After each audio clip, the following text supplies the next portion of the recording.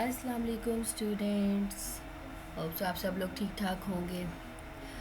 जी बेटा, हमारे IT infrastructure के सब्जेक्ट में मैंने इससे पहले आप लोगों को सिक्योरिटी, नेटवर्क सिक्योरिटी का ही टच करवाया थोड़ा सा, कि आर्किटेक्चर में सिक्योरिटी अटैक से कैसे बचना है, या सिक्योरिटी अटैक्स क्या होते हैं।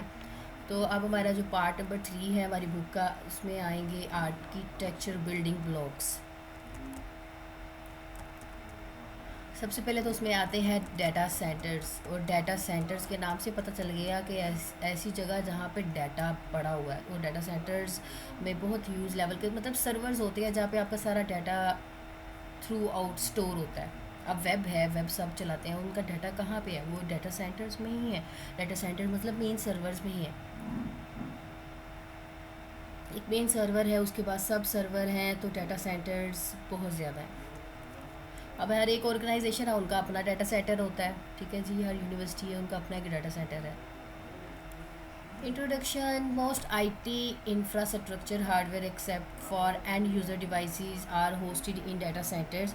तो हर जो भी है, मतलब हम एंड यूज़र हैं, मतलब हम मैं अपने पीसी में नहीं रख रही डाटा, ठीक है। जो गूगल ड्राइव्स हो गई, ये भी कहाँ स्टोर हो रही है? ये भी तो डाटा सेंटर्स में ही है ना, ये मेन सर्वर पे ही रखी जा रही है। A data center provides power supply, cooling, fire prevention and detection equipment, racks। यहाँ पे आपको सारी फैसिलिटी जो है वो प्रोवाइड होती है। आप एक वेबसाइट ले रहे हो, उसके लिए सर्वर बाई कर रहे हो, तो वो भी एक डाटा सेंटर ही है, जहाँ पे आप अपना सारा डाटा रखवा रहे हो। तो वहाँ पे आपको सारी फैसिलिटीज़ प्रोवाइड होती हैं, जिसे हम डायरेक्टरीज़ कहते हैं, ठीक है जी। डायरेक्ट डाटा सेंटर्स, आपका डाटा सेंटर यहाँ पे डायरेक्टरीज होती हैं, सारी चीज़ें आपकी जितनी भी हैं यहाँ पे स्टोर होती हैं। So early data centers or computer rooms, as they were called at the time, were designed and built for large mainframe systems। तो हमें पता है कि in those days a single mainframes together with the peripheral system like punch card readers and tape, the units easily fill the fairly large computer rooms। So हम मतलब ये devices भी use कर रहे हैं, डाटा को स्टोर कर रहे हैं मेन फ्रेम के अंदर, या फिर डाटा सेंटर्स। ये देखिए जी, आपका ये डाटा सेंटर इस तरह के होते हैं। Computers rooms in 1962, individual terminals of all end users in the office were connected directly to the mainframe. यहाँ पे लार्ज केबल्स बंडल्स यूज़ होती हैं, इस रूम के अंदर होती थी। तो डिफरेंट इक्विपमेंट यूज़ होते हैं, पेरिफेरल इक्विपमेंट इंस्टॉल किए जाते हैं इस रूम के अंदर। ऑपरेटर्स होते हैं जो इसको हर टाइम मैनेज करते हैं, हर टाइम इसको मैनेज किया जाता है। और ये भी पता है कि इनको कूल रैक के अंदर रखा जाता है, कूलिंग प्रॉपर प्रोवाइड की जाती है, पावर सप्लाई प्रॉपर प्रोवाइड की जाती है, ताकि ये बिल्कुल भी टच से मस ना हो, मतलब इनको ठंडक की ज़रूरत है। तो ये आपके कंप्यूटर रैक्स होते हैं, इस तरह की फॉर्म में ये डाटा सेंटर्स होते हैं। More flexible air cooling replace the traditional water cooling, sophisticated fire prevention, detection, हर चीज़ इनको प्रॉपर इंस्टॉल होती है। लाइट, आप इक्विपमेंट, डाटा सेंटर फिज़िकली हर लिहाज से इसको सेट किया जाता है। हर वक्त यहाँ पे कोई ना कोई बंदा ज़रूर अवेलेबल होता है, ठीक है जी। तो very large data center today contain shipping containers packed with thousands of servers each। when repair और upgrade are needed, जब हमें ज़रूरत है तब हम उसको अपग्रेड कर लेते हैं। entire containers are replaced rather than repairing individual servers। so यहाँ पे जो भी है entire container को हम रिप्लेस कर देते हैं। हम किसके साथ भी, बहुत सारे आपके जो सर्वर्स हैं उसके साथ क्या कर देते हैं, रिप्लेस कर देते हैं। Data centres building blocks, data centres की कैटेगरीज होती हैं। अब डाटा सेंटर की डिफरेंट टाइप्स की कैटेगरीज हैं, मतलब डाटा कैसे कैसे जो है वो स्टोर किया जाता है। A data centre can occupy one room in a building. आपका जो डाटा सेंटर होता है ना, वो पूरी थ्रू आउट बिल्डिंग में, ऑर्गेनाइजेशन में एक रूम होता है। वन और मोर फ्लोर्स भी हो सकते हैं, और एन एंटायर बिल्डिंग भी हो सकती है। तो डिपेंड करता है ना आप कितने सही हैं, कितना पैसा है आपके पास। Sub equipment room, SER is also known as a patch closest. अब ये क्या चीज़ है? They contain patch panel for connection of to wall outlets in office and some small equipment like network switches. ठीक है, अब आपका जो ये सब इक्विपमेंट रूम होता है ना, ये स्विचेस के बेस पे सारा कनेक्टेड होता है, ठीक है जी। अब मेन इक्विपमेंट रूम क्या है, is a small data centre in organisation subsidiaries और बिल्डिंग्स। मतलब ये आपका स्मॉल होता है, डाटा सेंटर तो है लेकिन स्मॉल ऑर्गेनाइजेशन के लिए होता है, ये तो बहुत लार्ज के लिए, ठीक है जी। Organisation on data centre are data that contains all central IT equipment for the organisation and organisation can have multiple data centre. एक ही ऑर्गेनाइजेशन है, उसके अंदर मल्टीपल डाटा सेंटर्स हैं। Often fail over and fall back capabilities, ये तो सब equipment room से भी ज़्यादा अच्छा है, बिकॉज यहाँ पे मोर देन वन अवेलेबल होते हैं। अगर एक फेल ओवर हो जाए तो दूसरा फॉल बैक जो है वो प्रोवाइड हो सके आपको।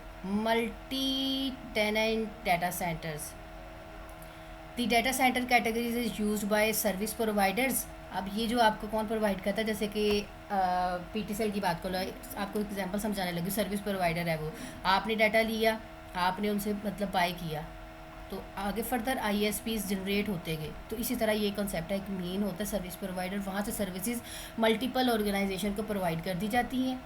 तो data centre are typically largest, तो ये सबसे ज़्यादा लार्जेस्ट होते हैं बिकॉज ये मल्टी टैलेंट डाटा सेंटर्स है, सबको प्रोवाइड कर रहा है।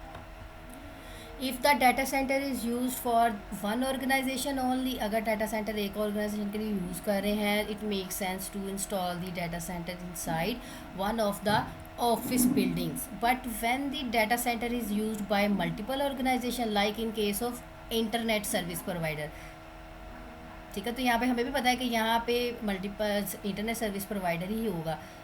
Choosing a location of data centre is more difficult. अब लोकेशन ऑफ डाटा सेंटर क्या है, finding a good location to a build data centre can be non trivial task. अब ये नॉन ट्रिवियल क्या चीज़ है, नॉन ट्रिवियल मतलब कि एक मामूली टास्क नहीं है ये।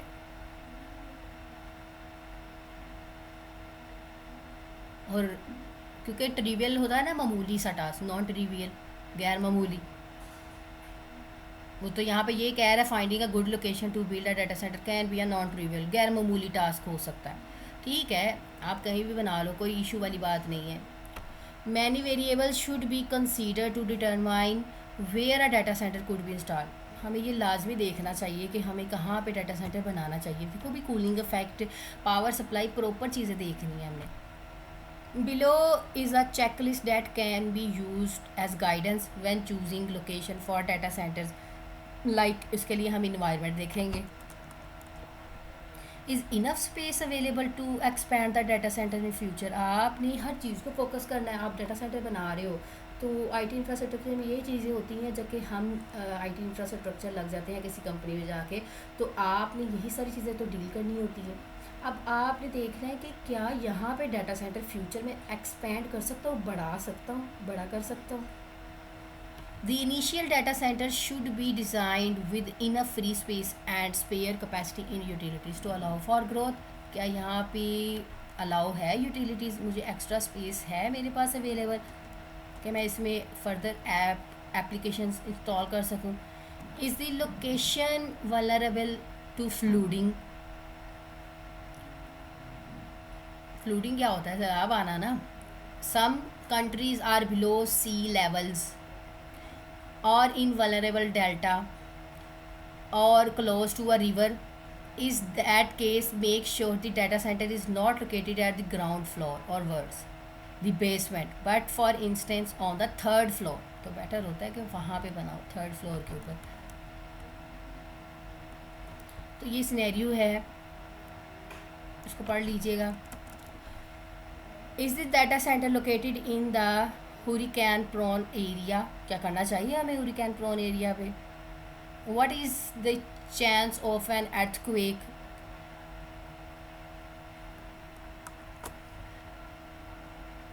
जो समुद्री तूफान आते हैं ना उसको कहते हैं हम हुरिकेन प्रोन एरिया। अर्थक्वेक हम पता ही है, जलजले जो भी हमारे आते हैं। What is the climate like Data center cooling can be easier accomplished and is much cheaper in space with a low ambient temperature with low temperature fluctuations. मतलब ये सारी चीज़ें हमने मैनेज करनी है. Is the data centre close to possible external hazards like fireworks हो गया, storage, waste dump और chemical plants. What is the crime rate, neighbourhood, हर चीज़ को टेररिज्म की क्या पॉसिबिलिटीज़ है, अटैक की क्या पॉसिबिलिटीज़ है, near to the airport, crashing airplanes, कुछ भी ऐसी जगहों पे डाटा सेंटर्स हमें बनाने ही नहीं है. Is the data centre near an areas like to be close because of unforeseen circumstances like car crash, near highway, forest fire, military location and nuclear plant. मतलब ये वो कंपनीज़ हैं जहाँ पे हमें बिल्कुल नियर टू उनके नहीं बनाना. जो भी इसको मैनेज कर रहा है क्या वो एक्सपर्टीज़ हैं. Can the data centre reach easily in case of emergencies, क्या उस तक ईजीली पहुँचा जा सकता है. ऐसा तो नहीं है कि आपने अंदर रास्ता ही नहीं बनाया जाने का. Are hospitals, police and fire fighters located in the vicinity, मतलब कि अगर कोई इशू हो जाता है तो क्या यहाँ पे कोई अवेलेबल है, मतलब रन टाइम पे आपको कोई सपोर्ट करेगा. ये तो था इन्वायरमेंट, ये अब विजिबिलिटी की बात कर रहा है. Is the location of the data centre included in public maps, मतलब लाइक यहाँ पे डाटा सेंटर है तो आप वहाँ पे देख सकते हो. Does the building have Windows, क्या वो जो बिल्डिंग है उधर हवादार है, विजिबिलिटी उसकी कैसी है. मतलब अगर आपको प्रेफर किया जाए इजीली ब्रेक डाउन हो सकता है, ब्रेकिंग हो सकती है. Are making on the building showing that this building contains the data centre, जो भी आप बिल्डिंग के अंदर शो करवा रहे हो क्या उसके वाकई डाटा सेंटर अवेलेबल है. अगर नहीं मतलब ओ मल्टीपल टास्क विजिबिलिटी क्या शो करवा रहे हो वैसा ही है, मतलब हर चीज़ विजिबल होनी चाहिए. फिर देन आपकी आती है utilities. Is it possible to have two independent power providers and internet service providers, क्या ये आपके पावर प्रोवाइडर्स हैं और इंटरनेट प्रोवाइडर्स हैं. Can cabling routes to building to be determined, double power connections building different places को आप provide कर रहे हो, क्या ये फ्लेक्सिबल है, मल्टीपल पास लग रहे हैं फ्लोर्स और एंड यूज़र के लिए, सब के लिए फ्लेक्सिबल है या नहीं. तो यूटिलिटीज़ भी तो यही होता है ना, उसका यूज़ कैसे करना है. Is a data centre located in the shared building, क्या जो डाटा सेंटर आप यूज़ कर रहे हो शेयर बिल्डिंग है. मेंटेनेंस, शट डाउन, पावर कुछ भी हो सकता है, तो क्या वहाँ पे एक्टिविटीज़ अवेलेबल हैं, रन टाइम पे यूज़र्स अवेलेबल हैं जो उसको मैनेज कर सके. Is enough power available to supply the data centre, क्या आपके पास इतनी पावर है. ये वो वाली पावर की बात नहीं है, ये आपकी जो बिजली है उसकी बात कर रहे हैं. ठीक है. How reliable is power supply, कितनी रिलायबल, कितनी पायदार है, कितना की रिकवर कर सकते हो. चीप पावर अवेलेबल है तो उसका कोई आल्टरनेट है, उसका रीन्यूएबल है, उस एनर्जी को कैसे जनरेट करोगे, लाइक वाइंड से या वाटर से, कैसे कैसे आप एनर्जी जनरेट करोगे. What is available bandwidth of the external connection, क्या बैंडविड्थ इतनी है, उसकी कैपेसिटी इतनी है आपके डाटा सेंटर की. Is data centre close to an internet exchange point. Are dark fibre connection possible, मतलब कल अगर आपको फाइबर के ऑप्टिक्स केबल लगानी पड़ती हैं तो वो ज़्यादा डाटा कनेक्शन के लिए फ्लेक्सिबल है, तो वो आपके पास इतनी फैसिलिटी है आप उसको कर सकेंगे. तो यहाँ पे आती है आपकी foreign countries. Can the country reached at all times, जो आपका डाटा सेंटर है उसकी एक्सेस के सारी मतलब कंट्रीज़ में अवेलेबल है हर टाइम पे. हम पूरा इंटरनेट यूज़ कर रहे होते हैं तो हमें कभी ऐसा हुआ कि कभी किसी मतलब इंटरनेट के पैसे भी दिए और हमें सर्च ना मिली हो, ऐसा नहीं होता, तो हर टाइम पे अवेलेबल होता है. Is the country politically stable, क्या वो कंट्री पॉलिटिकली स्टेबल है. Are there specific laws and regulation you need to adhere to or be aware of, आप मतलब उससे हाउ नाउ है आपको. Does the country have a high level of corruption, how reliable is the staff, अगर वो करप्शन हो रही है तो कैसे उसका रिलायबल हुआ staff. What is the legal status of data and the data centre itself, क्या वो जो डाटा सेंटर आपने बनाया है वो लीगल है या नहीं. तो ये सारी चीज़ें इसके अंदर हम फोकसली मेन करते हैं। ओके, अब हमने इन्वायरमेंट देख लिया, अब हम इसका फिजिकल स्ट्रक्चर देखने लगे हैं। Physical structure of data centre include जैसे कि floor, wall, window, doors, water and gas pipes. These components together with the layout of the rooms around actual computer rooms. अब इस सेक्शन में हमने देखना है फ्लोर्स। जी हाँ, जब हम डाटा सेंटर्स बनाते हैं तो क्वाइट इम्पोर्टेंट होता है, mostly because of weight of installed equipment. आपने वो फ्लोर होता है ना, मजबूत होना चाहिए, पता है कि उसके ऊपर इंस्टॉल करनी है, चीज़ें रखनी है। Data centre typically the floor must be able to carry 1500 to 2000 kg per metre per second. ठीक है जी, मीटर पर सेकेंड नहीं, सॉरी, एम की पार्ट 2 है ये। For instance one fully filled 19, मतलब कि आपको ये बता रहे हैं कि ये इतना रैक है, उसके हिसाब से उसके फुटप्रिंट इतनी होने चाहिए, उसकी लीडिंग लोड इतना होना चाहिए। By comparing in office building typically the floor carry approximately, मतलब हर चीज़ की उन्होंने कैपेसिटी बता दी है, उसको एस्टिमेट लगा के आपको बता दिया। सो बहुत सारे जो डाटा सेंटर है वो क्या करते हैं, रेस फ्लोर करते हैं। रेस फ्लोर क्या होता है, raised floor consist of metal framework carrying removable floor tiles. ठीक है जी, इस तरह होती हैं ये टाइल्स होती हैं, इस तरीके से फ्लोर बनाया जाता है। कितनी आसानी होती है ना। अगर these tiles are usually 60 cross 60 centimeter in size. Tiles can be lifted individually to reach cables installed under the raised floor. To lift the tiles, a floor pulled, आप इसको निकाल सकते हैं और देख लें, मतलब इसके लिए वायरिंग का सारा सिस्टम किया हुआ है। तो ये सारा बताया कि वहाँ पे हम केबल्स, पावर सप्लाई, रैक्स, सब ईटीसी उसके ऊपर प्रोवाइड किए जाते हैं। कूल एयर फ्लोर होता है, वहाँ पे कूलिंग का इफेक्ट भी प्रोवाइड किया जाता है। सो यहाँ पे एक रूल है, rule of thumb is to keep one phase electricity and data 20 centimetre apart from data cable. तो यहाँ पे आपका जो डाटा सेंटर, जो भी आपकी डाटा है, इलेक्ट्रिसिटी है, वो कितना अपार्ट होता है, मतलब कितना स्पेस पे होता है, 20 centimetre. And 3 phase power and data cable 60 centimetre apart होती हैं यहाँ पे पावर से।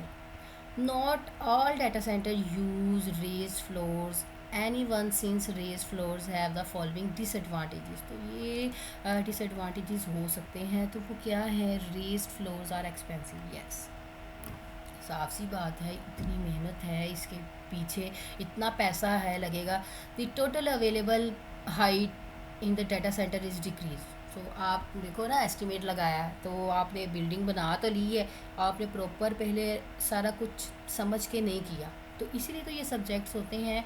हम कहते हैं कि भाई सब्जेक्ट्स पढ़ने का क्या फ़ायदा है, रियल टाइम में प्रोफेशनल लाइफ में जाके सीखते हैं। बेटा जब हम थोड़ी सी हाव लेते हैं तो हमें पता चलता है कि कैसे काम करना है, which could lead to regulation problems and problems installing large equipment. The maximum floor load is limited, कितना की बर्दाश्त कर लेगा वो floor. Door and equipment loading slopes are hard to install due to the difference in floor height. तो बड़े carefully हर चीज़ लगानी पड़ती है, फ्लोर बनाना पड़ता है, अगर थोड़ी सी भी अप्स एंड डाउन होंगी तो वो प्रॉपरली इंस्टॉल नहीं होगी। Under the raised floor fire for instance caused via short circuit हो सकता है, could easily spread through the entire data centre. कहीं पे भी तो बड़ी प्रोटेक्शन प्रोवाइड करनी पड़ती है ताकि वो नीचे अगर हुआ है तो प्रॉब्लम नीचे ही रहे, ऊपर सारे डाटा सेंटर को डिस्ट्रॉय ना करे। So instead of installing cables under raised floor, overhead trays can be use. तो हमें क्या करना चाहिए, सारा ओवरहेड ले लेना चाहिए केबल्स को लगाने के लिए, इंस्टॉल करने के लिए। In either situation cable trees can be installed with several layers. तो यहाँ पे अब जो केबल ट्रीज हैं उसको सेवरल लेयर्स में इंस्टॉल करना पड़ता है, इसके लिए एक्स्ट्रा पैसे लगेंगे। For instance the bottom layer can be use for data copper UTP cable. अब बॉटम लेयर पे ये लगा दी हैं केबल्स, मिड लेयर पे आप फाइबर केबल्स यूज़ कर लो, टॉप लेयर पे आप पावर केबल्स यूज़ कर लो। तो देखिए जी, ब्रेकेज भी नहीं होगा, ब्रेक डाउन भी नहीं होगा, शॉर्ट सर्किट्स भी नहीं होंगे। इस तरीके से जब आप लेयर्स की फॉर्म में काम कर लेते हो, अलग-अलग केबल्स को लगाते हो। ये था स्टूडेंट्स आप लोगों का लेक्चर। बाकी हम जो इसका फिज़िकल स्ट्रक्चर में walls, Windows and doors, etc सारा कुछ कल वाले लेक्चर में देख लेंगे।